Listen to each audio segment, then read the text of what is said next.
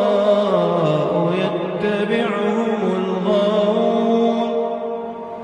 ألم تر أنهم في كل واد يهيمون وأنهم يقولون ما لا يفعلون إلا الذين آمنوا وعملوا الصالحات وذكروا الله كثيرا وانتصروا من بعد ما ظلموا وسيعلم الذين ظلموا